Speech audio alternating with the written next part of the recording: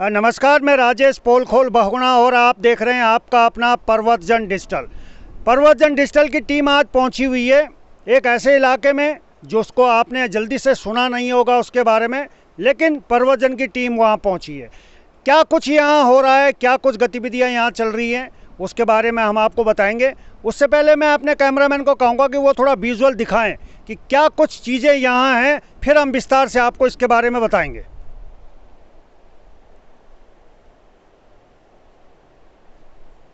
ये जो आप हमारे पीछे देख रहे हैं, ये एक डैम बन रहा है और इसका नाम है सूर्यधार बांध, और सूर्यधार एक झील यहाँ बन रही है। और जो लोग नहीं जानते उनको हम ये बता देते हैं कि उत्तराखंड के मुख्यमंत्री माननीय त्रिवेंद्र सिंह रावत जी का एक ड्रीम प्रोजेक्ट है। लेकिन ये ड्रीम प्रोजेक्ट काफ़ी दिनों से चल रहा है, लेकिन ये सुर्खियों में तब आया जब सतपाल महाराज जी का एक बयान आया है। और बयान ये आया है, उन्होंने कहा है कि इसकी जो अनुमानित लागत थी वो 50 करोड़ थी, लेकिन इसमें जो 14 करोड़ रुपए की बढ़ोतरी हुई है, यानी कि अब जो 64 करोड़ का इसका बजट बढ़ा है। उसके बाद ये सुर्खियों में आया है कि ऐसा इसके काम में ऐसा क्या कुछ हुआ है, क्यों ये लागत बढ़ी है। जो लागत पहले से तय थी उस लागत में 14 करोड़ की बढ़ोतरी क्यों हुई है। उसके बाद भी पर्वतजन की टीम यहाँ पहुँची है और आज हम देखने के लिए पहुँचे हैं कि वाकई में कई सारी की सूचनाएं हमें इस बारे में मिल रही थी कि इसकी चौड़ाई कम है, इसका क्षेत्रफल कम है, इसकी लंबाई कम है। वो सारी चीज़ें देखने के लिए हम यहाँ पहुँचे हैं और वो सारी चीज़ें हम आपको अपने दर्शकों को दिखाएंगे भी।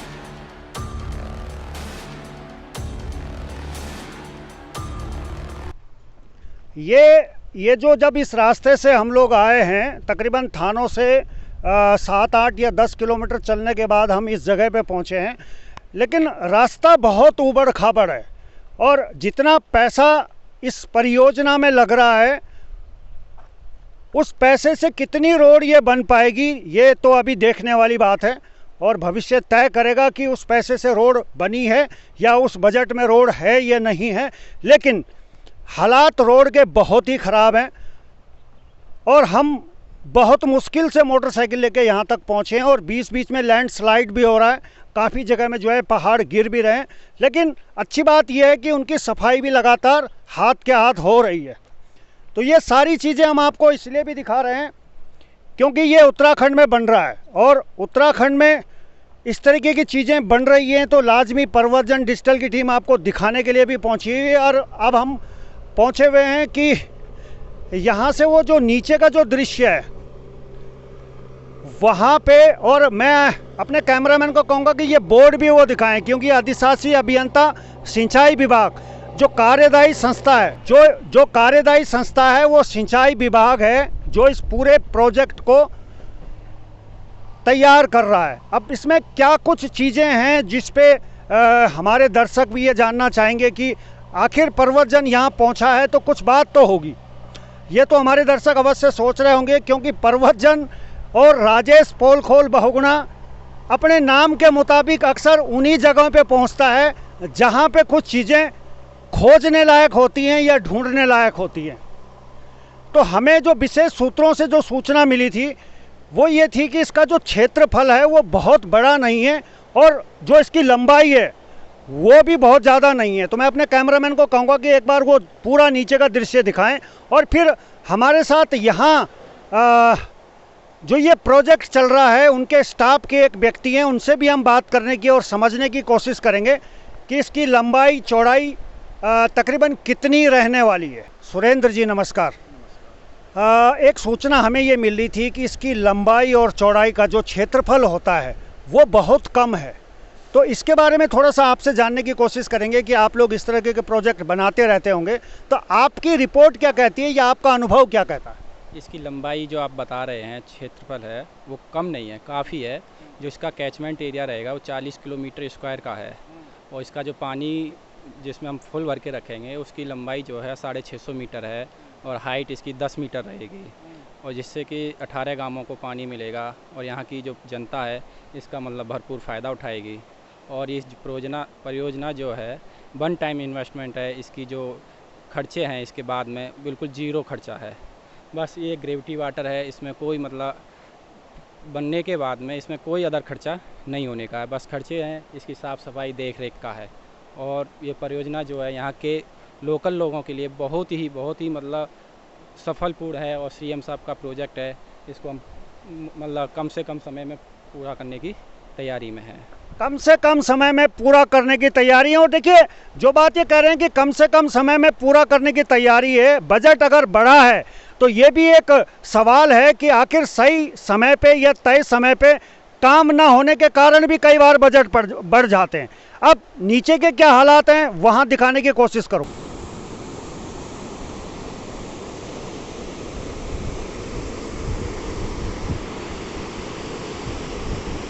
मैं अपने कैमरामैन को कहूँगा कि एक सामने वाली जो पहाड़ी है जिससे लगातार मलबा गिरने की आशंका है, और अभी भी ऐसा लग रहा है कि उसमें मलबा गिरा है और नीचे सफाई हुई है।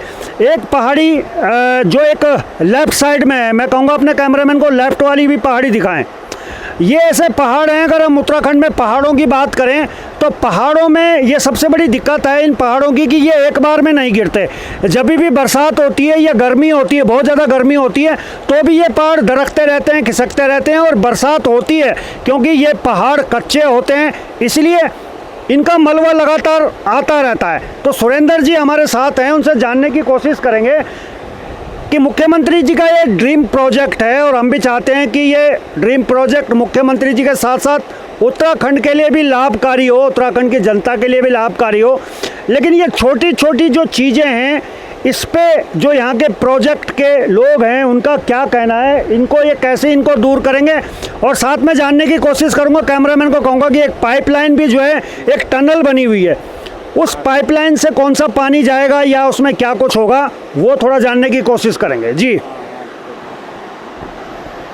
सुरेंद्र जी, ये जो सामने पहाड़ी दिख रही है इसका कैसे आप लोग ट्रीटमेंट करेंगे कि ये ज़्यादा ना गिरे, नुकसान कम हो? ये पहाड़ी गिर नहीं रही है। हाँ। ऐसा है एक्चुअली, ये दीवार जिस पे हम खड़े हैं, हाँ।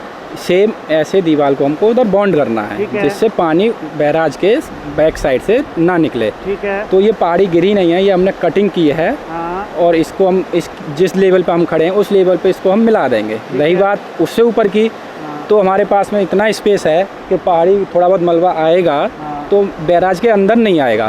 ठीक है। और ऐसा कोई इसमें से मतलब सोचने की बात नहीं है जिससे कि बैराज में कोई नुकसान होगा, ऐसा कुछ भी नहीं है इसमें इस पॉइंट पे। चलिए ये तो देखिए, जब ये दीवार बन जाएगी उसके बाद ये नहीं गिरता है तो बहुत अच्छी बात है, लेकिन गिरता है तो ये तब बनेगा। अच्छा, एक ये टनल आप लोगों ने बना रखी है छोटी सी, मैं अपने कैमरामैन को कहूँगा कि दिखाएं हल्का सा, वहाँ से जो है आपने उसको पानी जाने का स्पेस बनाया हुआ है, ये पाइप पड़े हुए हैं, इससे क्या ये टनल क्या है, ये हमने एक टेम्परेरी डैम बनाया था जो हमारा काम करने के लिए जी पानी जो है हम डाइवर्ट कर सकें। ये पानी हमने डाइवर्ट किए हैं। हाँ।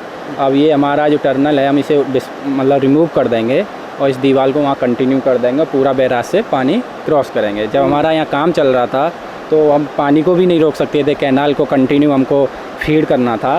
तो उसके लिए हमने एक नया अरेंजमेंट किया था जिससे कि पानी हमारा कंटिन्यू कैनाल में फीड होता रहे, और इसका कोई दूसरा पर्पस नहीं है। अब ये हमारा पानी इधर साइड से कंटिन्यू फीड होगा कैनाल से, तो ये हम जो टनल आप जिसे बोल रहे हैं, जो हमने पाइप डाले हैं, इसको हम रिमूव करेंगे। अब ये उसी का प्रोसेस जब कंटिन्यू है, अब इस दीवार पे ही हमारा वर्क होना है और इस प्रोजेक्ट में यही दीवार बस बाकी है बनने के लिए, बाकी काम कंप्लीट है। कब तक लगभग ये प्रोजेक्ट होने की डेडलाइन कब रखी हुई है? प्रोजेक्ट डेडलाइन तो अभी है, पर ये है कि हम मौसम देख रहे हैं, आप मौसम साथ नहीं दे रहा, पानी है, हमें काफ़ी हाइट में मतलब डेप्थ जाएंगे नीचे, तो इसकी खुदाई करेंगे तो पानी में आ रहा है, थोड़ा सा काम में व्यवधान पैदा हो जा रहा है बारिश की वजह से। ऐसा और कुछ नहीं है, हमारे पास में हर चीज़ के नहीं, फिर भी कोई समय सीमा तो होगी कि भाई इतने वर्ष में, इतने समय में आपको पूरा करना। ये परियोजना जो है हमारी आने वाले 2 महीने हम इसे पूर्ण कर देंगे। तो ये सुरेंद्र जी का ये कहना है कि आने वाले 2 वर्ष में इस परियोजना को पूर्ण कर दिया जाएगा, 2 महीने में माफ़ कीजिए। लेकिन मौसम और हालात जिस तरह उत्तराखंड में कहर बरसा रहे हैं, वो भी एक बहुत बड़ा इनके लिए परीक्षा होगी कि तय समय में इस प्रोजेक्ट को पूरा किया जाएगा। और लेकिन जो सवाल हमारे विशेष सूत्रों के हैं कि इसकी क्षेत्रफल कम है या क्षेत्रफल की चौड़ाई ज़्यादा है या कम है, उसमें भी सुरेंद्र जी ने अपनी तरफ से बताने की कोशिश करी है। लेकिन अभी भी इसमें जो कुछ खामियां हैं वो सब चीज़ों पे आगे भी हम चर्चा करते रहेंगे। जैसे जैसे चीज़ें होंगी हम लगातार अपने दर्शकों से बात भी करते रहेंगे, उनको बताते भी रहेंगे। लेकिन इनका ये कहना है कि 18 से 20 गाँव को इस परियोजना का लाभ होगा, उनको पेयजल मिलेगा। सिंचाई विभाग की जो परियोजना है इससे उन्हें लाभ मिलेगा। लेकिन सबसे बड़ा सवाल ये है कि यहाँ तक संसाधनों को पहुँचाना और यहाँ से गाँव तक उस पानी को पहुँचाना वो भी कोई आसान काम नहीं होगा, क्योंकि पहाड़ी एरिया है, भौगोलिक परिस्थिति बहुत भिन्न है, सड़क भी बिल्कुल टूटी फूटी है। तो इसलिए अब ये देखने वाली बात होगी कि इस परियोजना का लाभ जनता को कितना मिल पाएगा, तो ये सब समय बताएगा। और आज के लिए मैं राजेश पोलखोल बोगना अपने सहयोगी कैमरामैन धनंजय के साथ, आप देख रहे हैं एक नए प्रोजेक्ट, मुख्यमंत्री जी का जो ड्रीम प्रोजेक्ट है वहाँ से आपको दिखा रहे हैं। तो आज के लिए इतना ही, हमें दीजिए इजाज़त। नमस्कार, जय भारत, जय उत्तराखंड।